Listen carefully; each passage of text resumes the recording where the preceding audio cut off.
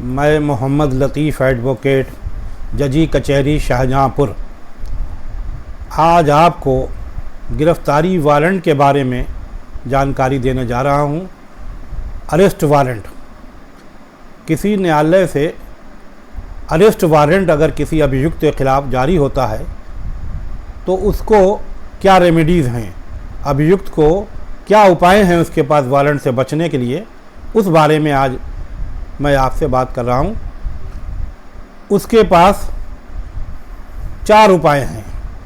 मान लिया कि अगर किसी के ख़िलाफ़ कोई मुकदमा पुलिस द्वारा न्यायालय में दायर किया गया या किसी वादी ने आपके ख़िलाफ़ कोई मुकदमा दायर किया, फॉर एग्ज़ाम्पल जैसे आपके ख़िलाफ़ किसी ने एक मुकदमा अदालत में दायर किया कि आपने उसको घर में घुस के मारा, पीटा और जान से मारने की धमकी दी, गालियां दी और आपने उसका बक्सा तोड़ के उसका रुपया या जेवर या कुछ और सामान लूट लिया।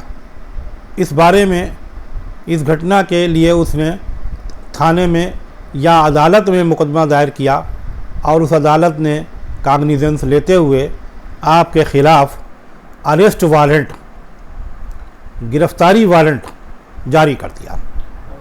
अब आपके पास क्या उपाय है गिरफ़्तारी वारंट से बचने के लिए?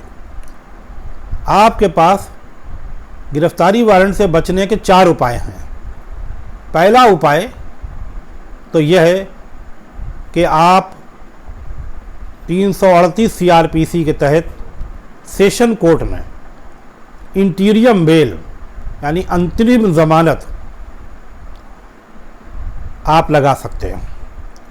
अगर आपको इंटीरियम बेल न मिले सेशन कोर्ट से तो आप उसकी हाई कोर्ट में भी लगा सकते हैं। उसके बाद भी अगर आप कामयाब नहीं होते हैं तो आप जिस अदालत ने वारंट जारी किया है उस अदालत में आप धारा 72 के तहत थ्रू काउंसिल अपने वकील के ज़रिए एक आवेदन दे सकते हैं, ये कहते हुए कि हमारे वारंट को बेलेबल वारंट में कन्वर्ट कर दिया जाए।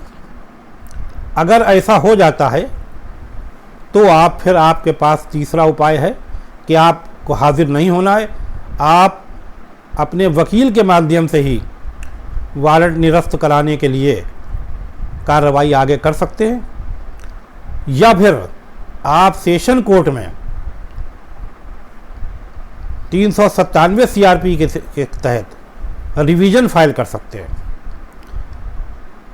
ये तीसरा उपाय आपके पास है। और उसमें भी अगर आप कामयाब नहीं होते हैं तो आप 482 CRPC के तहत माननीय उच्च न्यायालय हाई कोर्ट में रिट फाइल कर सकते हैं और उसमें ये सब तथ्य बता सकते हैं कि हमारे ख़िलाफ़ जारी किया गया गिरफ़्तारी वारंट निरस्त किया जाए। उसकी जो भी आपके बचाव में जो तर्क हों वो वहाँ पेश किए जा सकते हैं और आपको इससे जो है राहत मिल सकती है। गिरफ़्तारी वारंट से ये उपाय आपके पास में।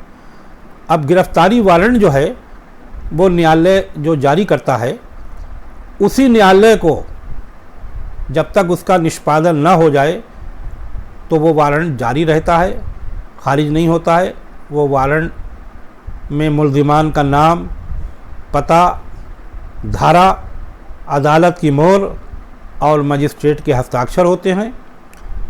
जब तक वो मजिस्ट्रेट उसे रिकॉल ना कर ले यानी वापस न ले ले या निरस्त ना कर दे, जब तक वो वारंट चलता रहता है। अगर आपको कहीं से रेमेडी मिल गई, वो वारंट निरस्त हो गया, आपको उपाय कामयाब हो गया, तो आप आगे की कार्रवाई अदालत में हाजिर होकर आप बेल करा सकते हैं और बाद में जो मुकदमा आगे प्रोसीड होता है अपने बचाव में आगे आप कार्रवाई कर सकते हैं। ये वारंट से सीधे सीधे जो उपाय हैं वो वारंट से बचने के लिए आप कर सकते हैं और इनसे आपको कानूनी तौर पर राहत मिल सकती है। आपको अपनी बात अदालत में रखने का मौका मिल सकता है। एकदम से आप जैसे गिरफ्तारी वारंट में पकड़ गए, आपको जेल भेज दिया गया, या आप हाजिर हुए, ज़मानत आपने करा ली, तो आप पे सीधा सीधा इल्ज़ाम लग गया और फिर उसी हिसाब से ट्रायल चलेगा, वो मुकदमा चलेगा। आप अपनी बात जो आप हाजिर होने से पहले कहना चाहते थे वो आपको कहने का मौका नहीं मिल पाएगा। ये जानकारी आपको अगर पसंद आई हो तो अपने दोस्तों में शेयर करें, लाइक करें, और कोई नया व्यूवर अगर देख रहा हो तो उसको सब्सक्राइब करें। शुक्रिया।